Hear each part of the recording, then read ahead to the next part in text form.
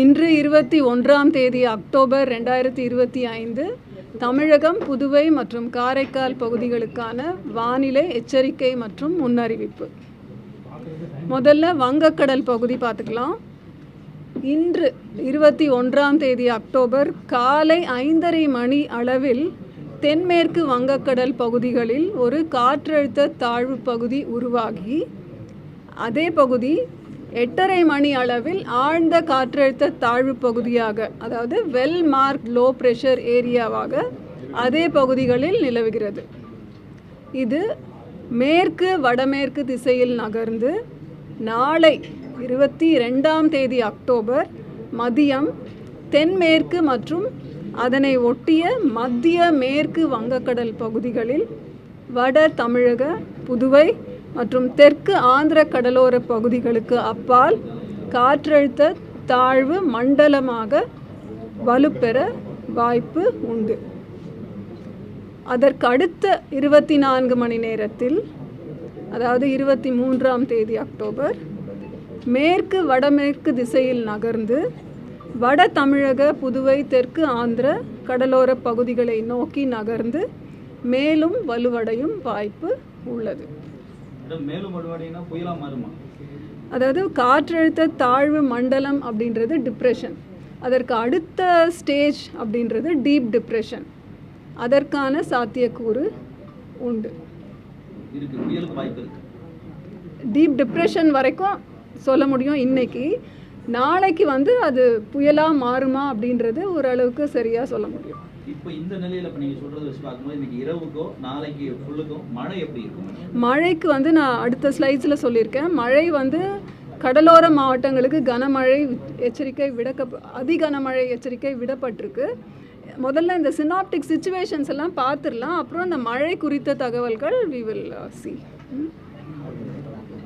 So தெற்கு அந்தமான் அடுத்த 3 சிச்சுவேஷன்ஸில் இரண்டாவது தெற்கு அந்தமான் கடல் மற்றும் அதனை ஒட்டிய பகுதிகளில் ஒரு வளிமண்டல மேலடுக்கு சுழற்சி நிலவுகிறது. இது இரண்டாவது சினாப்டிக் சிச்சுவேஷன்.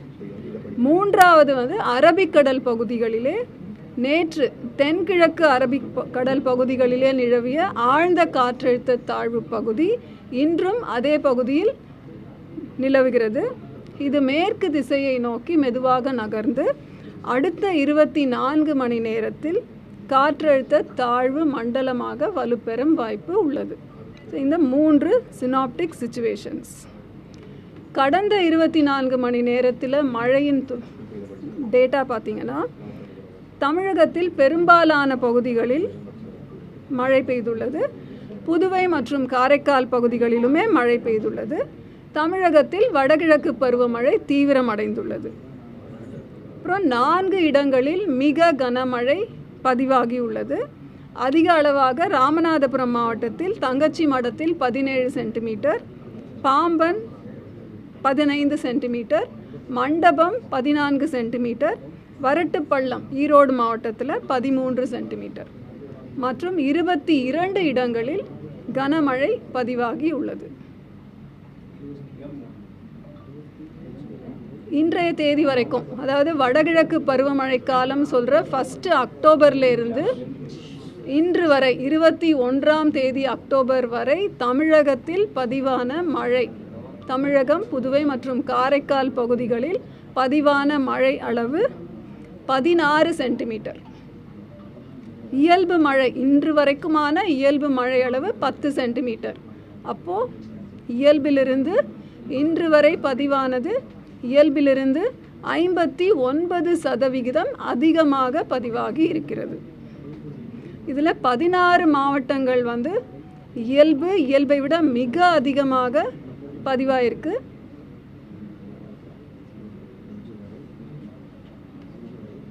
இப்போ அடுத்த 7 தினங்களுக்கான வானிலை எப்படி இருக்கும் அப்படின்னா, 21 மற்றும் 22 இந்த தேதிகளில் பெரும்பாலான பகுதிகளில் மழை பெய்யும், இடி மின்னலுடன் கூடிய மழை பெய்யும் வாய்ப்பு உண்டு.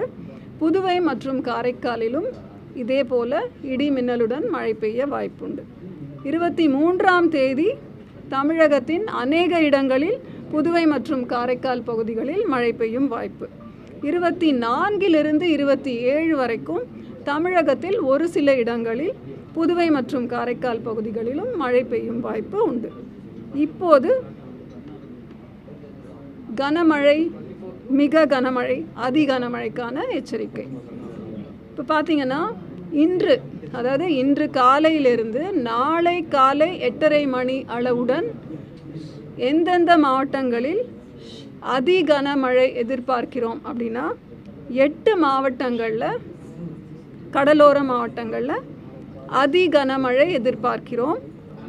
அதோடு கூட தமிழகத்தின் 8 மாவட்டங்கள் மற்றும் புதுவை மற்றும் காரைக்கால் பகுதிகள் 10 மாவட்டங்களில் மிக கனமழை எதிர்பார்க்கிறோம். 7 மாவட்டங்களில் கனமழை. எங்கெல்லாம் அதி கனமழை எதிர்பார்க்கிறோம்? விழுப்புரம், கடலூர், மயிலாடுதுறை, காரைக்கால், புதுவை, அப்புறம் தஞ்சாவூர், நாகப்பட்டினம், புதுக்கோட்டை, ராமநாதபுரம். இதில் இந்த 8 மாவட்டங்கள் கூட புதுச்சேரி மற்றும் காரைக்காலும் சொல்லிட்டேன். நாளை பார்த்திங்கன்னா 4 மாவட்டங்களில் அதி கனமழை சொல்லியிருக்கோம் புதுச்சேரியோடு. 11 மாவட்டங்கள் மிக கனமழை மற்றும் காரைக்கால். 6 மாவட்டங்களில் கனமழை.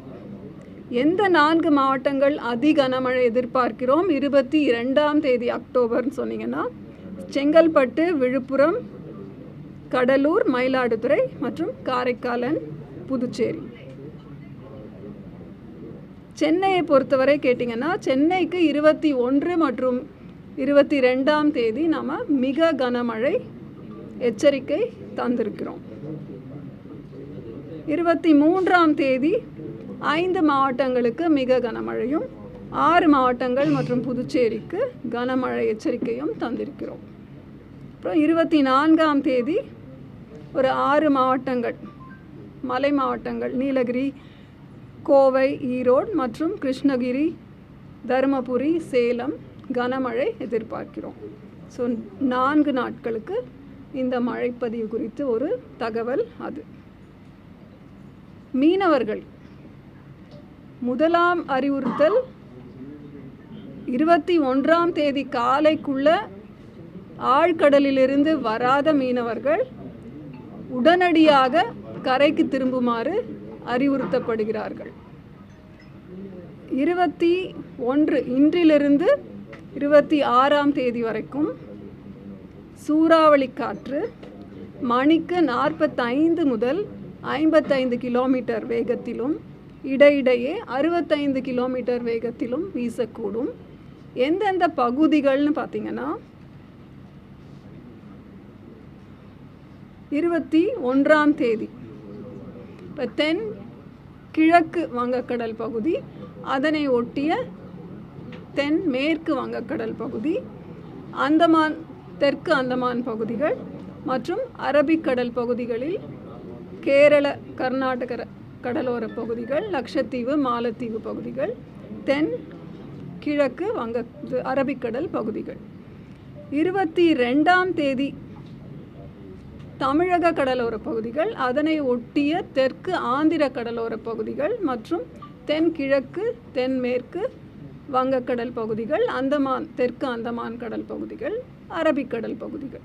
ஸோ 23ஆம் தேதியிலிருந்து 25ஆம் தேதி வரை, 26ஆம் தேதி வரை அரபிக்கடல், வங்கக்கடல் மற்றும் தெற்கு அந்தமான் கடல் பகுதிகளுக்கு மீனவர்கள் செல்ல வேண்டாம் என்று அறிவுறுத்தப்பட்டிருக்கிறார்கள்.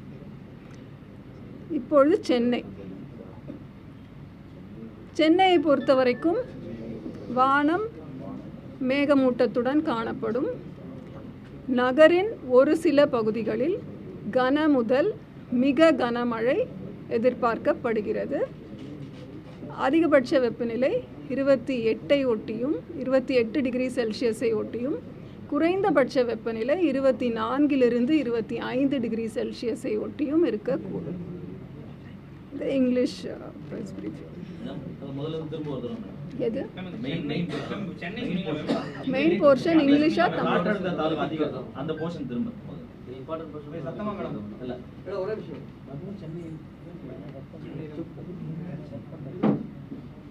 மெயின் போர்ஷன் 3 பகுதிகள். 1 வங்கக்கடல் பகுதிகளிலே இன்று நிலவிய காற்றழுத்த தாழ்வு பகுதி 8:30 மணி வாக்கில் ஆழ்ந்த காற்றழுத்த தாழ்வு பகுதியாக அதே பகுதிகளில் நிலவுகிறது. அது மேற்கு வடமேற்கு திசையில் நகர்ந்து நாளை 22ஆம் தேதி அக்டோபர் மதியம் தென்மேற்கு மற்றும் அதனை ஒட்டிய மத்திய மேற்கு வங்கக்கடல் பகுதிகளில் வட தமிழக, புதுவை மற்றும் தெற்கு ஆந்திர கடலோர பகுதிகளுக்கு அப்பால் காற்றழுத்த தாழ்வு மண்டலமாக வலுப்பெறும் வாய்ப்பு உள்ளது. காற்றழுத்த தாழ்வு மண்டலம் என்பது டிப்ரெஷன். அதற்கு அடுத்த 24 மணி நேரம், அதாவது நாளை மதியத்திலிருந்து 22ஆம் தேதி அக்டோபர் மதியத்திலிருந்து அடுத்த 24 மணி நேரத்தில் அது மேற்கு வடமேற்கு திசையில் நகர்ந்து வட தமிழக, புதுவை, தெற்கு ஆந்திர கடலோர பகுதிகளை நோக்கி நகர்ந்து மேலும் வலுவடையும் வாய்ப்பு, அதாவது டீப் டிப்ரெஷன், ஆழ்ந்த காற்றழுத்த தாழ்வு மண்டலமாக மாறும் வாய்ப்பு உள்ளது. இது வங்கக்கடல் பகுதி. அதே வங்கக்கடல் பகுதியில் தெற்கு அந்தமான் கடல் மற்றும் அதனை ஒட்டிய பகுதிகளில் ஒரு வளிமண்டல மேலடுக்கு சுழற்சி நிலவுகிறது.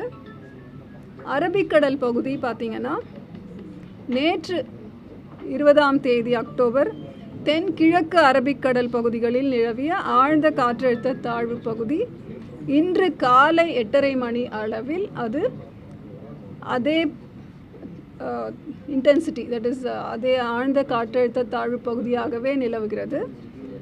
மேற்கு திசையில் மெதுவாக நகர்ந்து அடுத்த 24 மணி நேரத்தில் காற்றழுத்த தாழ்வு மண்டலமாக வலுப்பெறும் வாய்ப்பு உள்ளது. இது அரபிக்கடல் பகுதியில் இருக்கின்ற அந்த ஆழ்ந்த காற்றழுத்த தாழ்வு பகுதியை குறித்த அப்டேட். மேடம், இப்ப காற்றழுத்த தாழ்வு மண்டலம் 24ஆம் தேதி வலுப்பெறும் சொல்லிருக்கீங்க. அப்ப அந்த சென்னை சுற்றியுள்ள பகுதிகளில் அதி கனமழை இருக்கக்கூடுமா? 21, 22ஆம் தேதிக்கு மாத்திரம் நம்ம அதி கனமழை எச்சரிக்கை தந்திருக்கிறோம். டீப் டிப்ரெஷன் ஆகும் பொழுது திரும்பவும் இந்த மேப்ஸ் எல்லாம் we will update.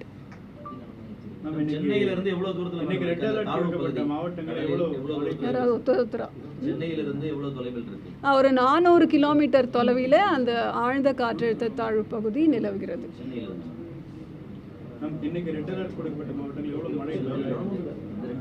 Red alert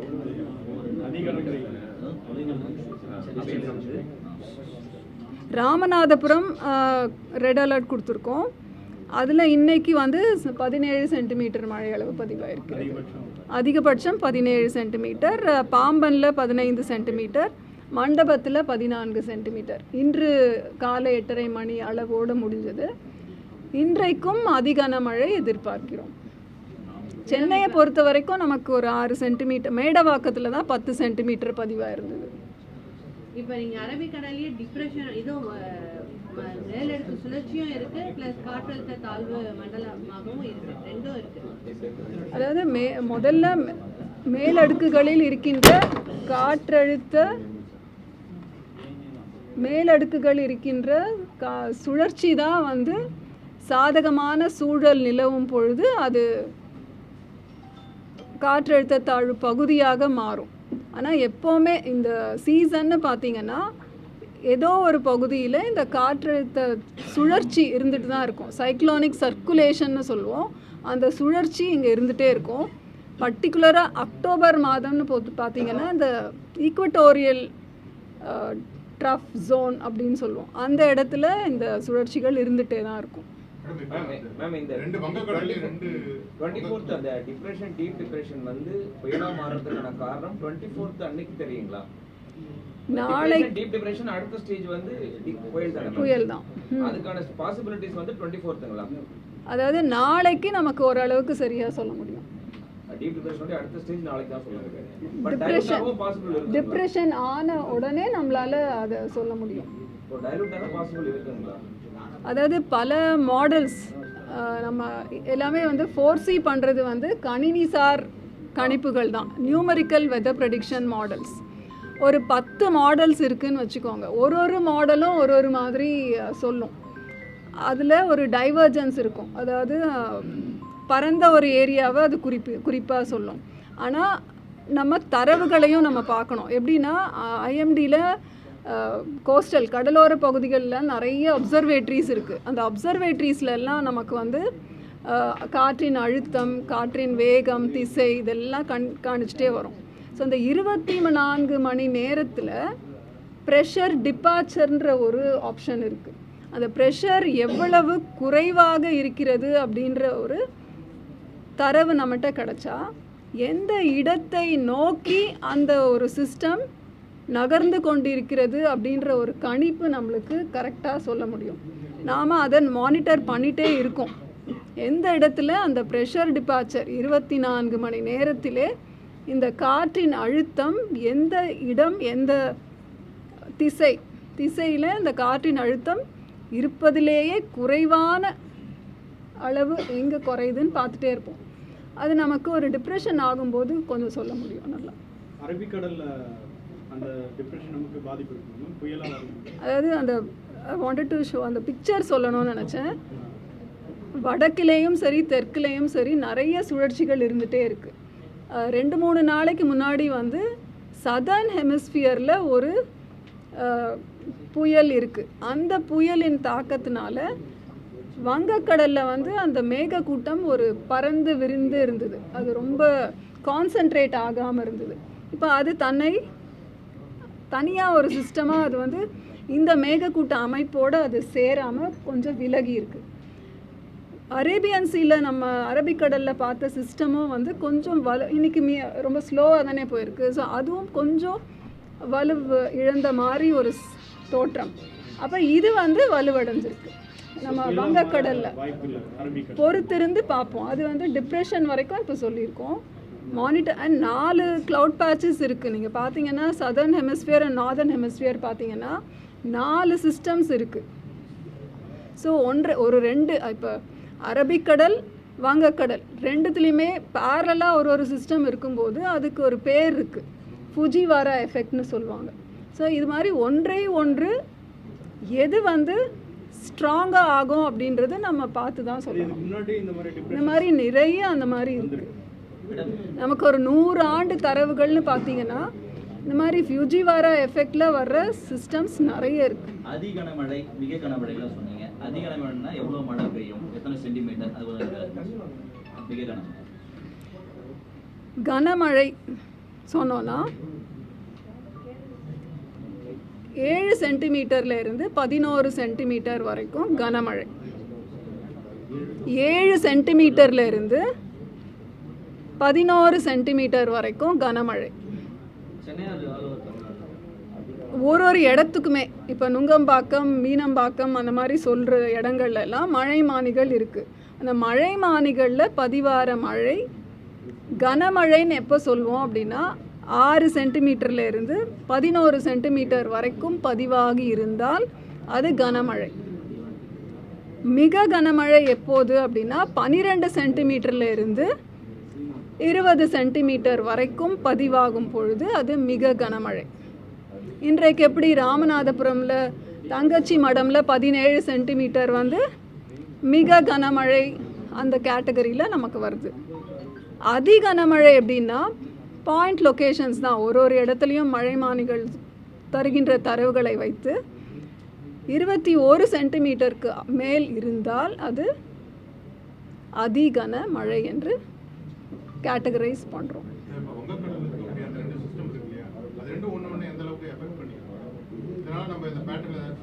வங்கக்கடலில் இப்போதைக்கு நம்ம சொல்கிறது அந்த ஆழ்ந்த காற்றழுத்த தாழ்வு பகுதி, தெற்கு அந்தமான் கடல் பகுதிகளில் ஒரு வளிமண்டல மேலடுக்கு சுழற்சி இருக்குது. ஸோ அந்த சுழற்சி அங்கேயும் இருக்குது. அது ஒரு ட்ரஃப் மாதிரி உங்களுக்கு ஆக்ட் பண்ணும்.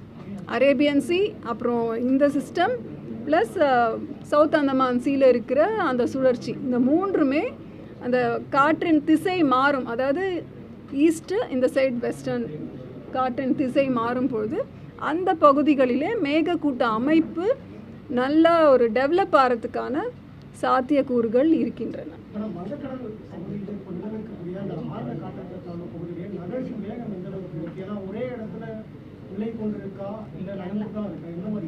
அதாவது வழக்கமாக வந்து ஒரு சிஸ்டம்னு எடுத்தாலே ஒரு 10லிருந்து 15 கிலோமீட்டர் பெர் ஹவர், ஒரு மணி நேரத்துக்கு 10லிருந்து 15 கிலோமீட்டர் மணி வேகத்தில் அது மூவ் ஆகும். அது அப்படியே டைம் கரெக்டாக அப்படி மூவ் ஆகாது. மேலடுக்குகளில் நிறைய மாற்றங்கள் இருக்க சான்ஸ் இருக்குது. நமக்கு வந்து கடல் மேலே நமக்கு அப்சர்வேஷன்ஸ் கம்மி, சேட்டலைட் பேஸ்டு அப்சர்வேஷன் இருக்குது. அப்புறம் ஓஷன் ஸ்கேட் அப்படின்ற அந்த ஸ்கேட்ரோமீட்டர் வின்ஸ் இதெல்லாம் வச்சு தான் நமக்கு ஓரளவுக்கு அந்த தரவுகள் கிடைக்கின்றன. ஸோ மேலடுக்குகளில் எந்த ஒரு பாதிப்புனால அது ஒரே இடத்துல நிற்குது, இல்லை ஏன் ஃபாஸ்ட்டாக மூவ் ஆகிடுது அப்படின்றது வந்து நம்ம அப்படியே டெக்ஸ்ட் புக் ப்ரிசிஷனோட நடக்கிறது கிடையாது. இல்லை மேடம், இப்போ அது கரையை நோக்கி நகர்ந்து வந்துகிட்டு இருக்கா, நீங்கள் முன்னாடி நிலை கொண்டு இருக்குன்னீங்க, நாளைக்கு அப்படி தான் இருக்குன்றீங்க. அதாவது 8:30 AM இன்று காலை அது வெல்மார்க் லோ ப்ரெஷர் ஏரியா. இப்போ கொஞ்சம் மூவ் ஆயிருக்கும். ஸோ அப்போ 12 UTC, அதாவது 5:30 மணி வாக்கில் அது எந்த லேட்டிடியூட் லாங்கிடியூடில் இருக்குதுன்னு நாங்கள் பார்த்துட்டு தான் இருப்போம். ஸோ ஒரு மணி நேரமும் நமக்கு அந்த சேட்டலைட் பேஸ்ட் ஃபிக்ஸ்டுன்னு சொல்லுவோம், அந்த மேகக்கூட்ட அமைப்போட மையப்பகுதி எந்த லேட்டிடியூட் லாங்கிடியூடில் வருதுன்றது நாங்கள் பார்த்துட்டு தான் இருப்போம். மேடம் இல்லை க்ளவுட் பர்ஸ்ட்னு சொல்கிறாங்க, இதை நம்மளால் கணிக்க முடியாது இல்லை மேடம்? இந்த இதப்ப க்ளவுட் பர்ஸ்ட் அப்படின்றது 10 சென்டிமீட்டர் பெர் ஹவர், ஒரு மணி நேரத்தில் 10 சென்டிமீட்டர் மழை பெய்தால் அது க்ளவுட் பர்ஸ்ட்ன்ற டெஃபினிஷனில் வரும். இத்தனை நாள் நம்ம வந்து அது மலைப்பகுதிகளில் மட்டும்தான் வரும்னு ஒரு எண்ணம் இருந்தது. இப்போதெல்லாம் நமக்கு மழை மானிகள் நிறைய நம்ம போட்டதுனால, நிறைய தரவுகள் நமக்கு வர்றதுனால, ஆட்டோமேட்டிக்கான சில ஸ்டேஷன்ஸ் இருக்கிறதுனால நமக்கு அந்த கண்டினியூஸ் ப்ரொஃபைலும் நமக்கு கிடைக்குது. அதனால் நம்மளால் இந்த இடத்துலையும் ஒரு 10 சென்டிமீட்டர் பெர் ஹவர் விட ஜாஸ்தியான மழை கிடைத்திருக்கிற ஒரு டேட்டா நமக்கு கிடைக்குது. ப்ரெடிக்ட் பண்ண முடியுமா? ஓரளவுக்கு சொல்ல முடியும். இந்த மாதிரி நல்ல ஒரு இப்போ இன்றைக்கு காலையில் இந்த படம் பார்க்க முடியல, இன்றைக்கு கூட காலையில் ஒரு இன்டென்ஸ் ஸ்பெல் வந்தது இல்லையா, ஒரு 11:00 12 மணி. அதில் பார்த்தீங்கன்னா அந்த மாதிரி ஒரு சிஸ்டம், அதாவது ஒரு காற்றழுத்த தாழ்வு மண்டலம் இந்த மாதிரி உருவாகும் பொழுது அதற்கான ஸ்ட்ரீமர்ஸ்னு சொல்லுவோம், அது ஆங்கிலத்தில் ஸ்ட்ரீமர்ஸ் அப்படின்னா லைன் ஸ்குவால்ஸ்னு வரும். அது அந்த மாதிரி மேகக்கூட்ட அமைப்பு வந்து உங்களுக்கு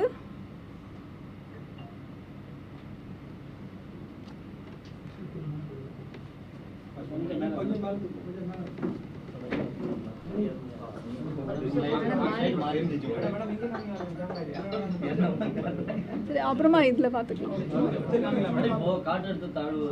ஸோ இந்த மாதிரி ஸ்ட்ரீமர்ஸ், அதாவது கடல்லேருந்து அந்த நார்த் ஈஸ்டர்ன் டிரெக்ஷன்லேருந்து உங்களுக்கு மாய்ஸ்சர் ஃபீடு வரும்போது இந்த மாதிரி ஒரு லைன் ஸ்குவால் டைப், அதாவது ஒரு வடகிழக்கிலேருந்து தென்மேற்குக்கு ஒரு கோடு மாதிரி பார்க்குறீங்க இல்லையா. ஸோ இந்த மாதிரி வந்து மழை இடிமுகில் மின்னலோடு கூடிய இடியுடன் கூடிய மழை பெய்யும். இந்த மாதிரி மேகக்கூட்ட அமைப்பில் வந்து இடைவிடாமல் உங்களுக்கு இடி மின்னலுடன் கூடிய மழை பெய்யும். இப்போ அந்த மாதிரி வந்து இப்போ கடலில் சில சமயம் அது கடலில் நிறைய மழை பொழிவை கொடுத்துட்டு லேண்டில் கொஞ்சம் குறைச்சலாக வரும். மோஸ்ட்லி வடகிழக்கு பருவமழை காலத்தில்னு பார்த்திங்கன்னா நம்மளுக்கு ஆராய்ச்சி கட்டுரைகள் பல இருக்குது. கடலில் தான், அதாவது கரையை ஒட்டி கடலிலே தான் மிகவும் அதிகமான மழை பொழிவு இருக்கிறது. அதில் ஒரு % தான் நமக்கு மழை வருகிறது. சென்னைக்கு ரெட் அலர்ட் நம்ம தரல, கனமழை ஆரஞ்சு அலர்ட் தான் கொடுத்துருக்கோம்.